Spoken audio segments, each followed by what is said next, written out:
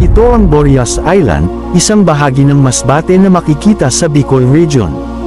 Ang isla na ito ay kilala sa kanyang magagandang baybayin, kristal na malinaw na tubig, at malalawak na kabundukan. Isa ito sa 3 pangunahing isla ng Masbate, kasama ang Ticao at Masbate Island. Ang Boreas ay mayaman sa kasaysayan. Bago pa man dumating ang mga Kastila, ang isla ay tirahan na ng mga katutubong tribo. Nang sakupin ng mga Kastila ang Pilipinas noong ika-16 na siglo, ginamit nila ang isla bilang isang himpilan para sa kanilang mga ekspedisyon sa Visayas at Luzon. Mula noon, naging bahagi na ito ng paglawak ng kolonyal na pamamahala sa bansa.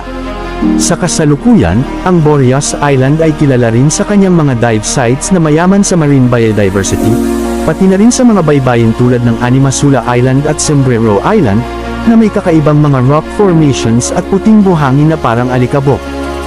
Hindi lang ang likas na kagandahan ng Boreas ang ipinagmamalaki ng isla, kilala rin ito sa mayamang kultura at tradisyon ng mga Masbateño, na nagbibigay buhay sa bawat sulok ng isla sa pamamagitan ng kanilang mga festival at lokal na sining.